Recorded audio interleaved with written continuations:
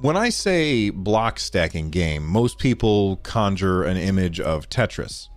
Stacks on stacks on stacks is not Tetris. It's not trying to be Tetris. It's something completely different. It very much reminds me of when my son was very young. We bought him this huge bucket of just wooden blocks of different shapes and sizes. They didn't have letters on them or anything. They were just plain wooden blocks, and they came in all different shapes and sizes, cut up dowels and stuff, big old squares.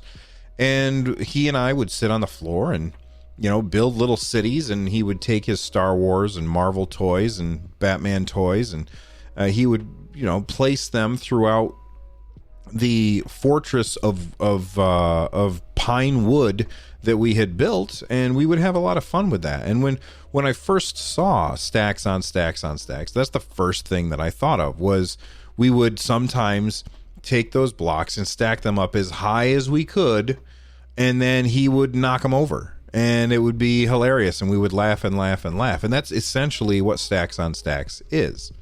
It is a game where you stack up blocks as high as you can. You have a goal that you're trying to meet. Once you hit that goal, then you get a wrecking ball, and you can swing it and knock everything back down to the floor level. And that part of the game is very, very cool. The presentation is bizarre, absolutely bizarre. It's bizarre in a way that, for me, I don't like. It feels... You know what it reminds me of? It reminds me of WarioWare. And I really like the WarioWare games for the ridiculous gameplay moments. Although, I have to admit, the only WarioWare game that I ever played was on the Wii. I think it was called Smooth Moves. And my wife, my daughter, and I would play that game a whole bunch. And we had a blast with it. And it was not because of the presentation. It was because of those gameplay moments. The presentation of WarioWare is so fever dreamy that I never could get on board with it. I was never a fan. And that's what this reminds me of. It reminds me of the fever dream nonsense that is the WarioWare games, where everything just feels like somebody reached into a giant bag of nonsense and just threw it all together. The story... I'm very early on, but the story, if you can call it that, does not make any sense. I don't think it's supposed to make sense. All of my complaints about the setting of the game are all centered around the fact that I just don't like it. I don't think that has anything to do with whether or not Herringbone Games hit the mark that they were aiming for. It very much feels like they hit the bullseye with whatever they were aiming for. It just happens to be a dartboard that I don't want to look at. That being said, the gameplay is pretty good. The way that the game plays is, I haven't tested if you can play with a mouse and keyboard. I would assume not. This very much feels like a game that would be controller first.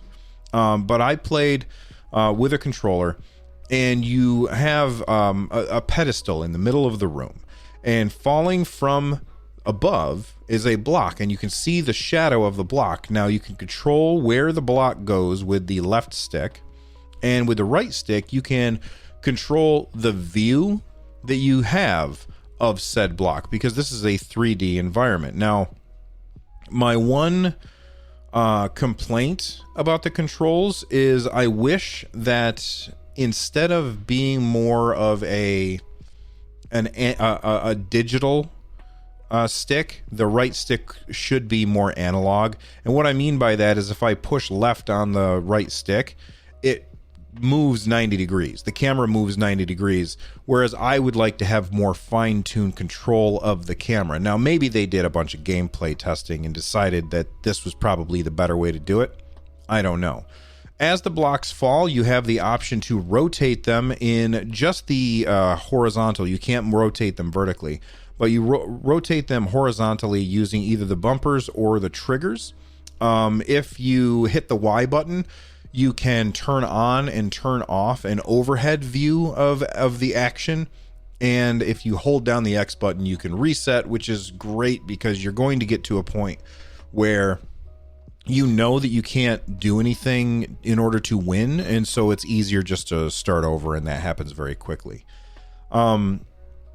Stacking the blocks up is very, very fun and awesome. And the one thing that I wish that they added to this, and maybe it comes later in the game, but I would absolutely love it if they gave me the ability to hold down a button to slow down time. They give you the option to press A and have the blocks drop faster, but I would like to be able to hold B and have the blocks drop slower to give me just a little bit more time to plan. Maybe have that be like a power-up that I can use every once in a while. Maybe 3 or 4 times per stacking, or once per block, or something like that. You have a couple of different goals. When you're trying to stack the blocks, you want to get up to a certain level, like it's measured in feet. So, maybe you want to get up to 4.5 feet or up to 13.47 feet. And that's your main goal. On top of that, you also have a time goal. And I feel like the game is just a little too fast for me. Whereas when, like, I'll make a mistake and I'll see some blocks tumbling down, and I'll take a moment to watch those tumble down, but the game keeps going while those blocks are tumbling. And then those blocks hit the ground, and I have a very short amount of time for me to make a decision based on what's happening with the next block that's falling. That's not necessarily the game's fault. That's my fault for not paying attention to the right things. I just have trouble paying attention to the right things. So like I said before, most of the blocks are squarish in nature. However, sometimes there's like cone blocks, or there's like a rolling dice block that when it lands, depending on what pops up, you'll get blocks that are based on that. So, if a baby pops up, then you'll have a bunch of baby blocks, the ones with the letters on the side. And then when all of those blocks land, a baby will land on top. And you get to decide, do I want to put that oddly shaped baby on the top? Is that going to put me at my goal, or is that now going to make it impossible for me to stack anything on top because it's a weird shape? You can also, like, maybe that little dial roll and it'll come up with a fish, and so then a fish will show up and a bunch of little rectangular aquariums will show up, and you can stack. And that seems great, except, it's awesome that they're all roughly the same shape. But the problem is that the shadows don't show up as well on the water as they do on the regular blocks. So there's that. It can come up as a musical note, and then the musical note has these 2 big round bases, and then the top of the musical note is very, very flat. So there are times when this could be good or it could be bad for you. There's some cool puzzle elements that are built in so far. Like one that I ran into, I had 2 platforms instead of 1, and each platform was on a spring. And when I put blocks down on, we'll say, platform A, the spring compressed and it pushed platform B up a little bit. And so I had not only this balancing act of trying to get the stack up as high as possible, but what I ended up doing was I would start to stack the really tall blocks on one of those 2 platforms, and then the really heavy blocks on the other platform, in order to push that tall block up as high as you can.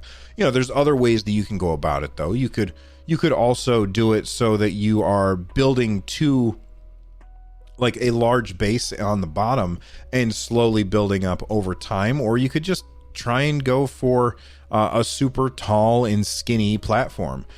I think stacks on stacks on stacks is fun, really weird, and I'm very happy that it's a pro game. I don't think that I would spend money on this game, but it is the kind of game where you could say, all right, I've got 10 minutes to kill. Let me play stacks on stacks on stacks. And I think it would play well if you're playing on maybe your phone with your, the claw thing and your Stadia controller. I think that would work really well. I played it with an Xbox controller in a browser, and I played it on the Chromecast. It felt identical. And overall, I think Stacks on Stacks on Stacks is a very interesting game to come to Stadia. Let me know what you think in the comment section down below if you're watching this on the YouTube. But anyway, thanks for watching, and I will see you all next time. Bye-bye.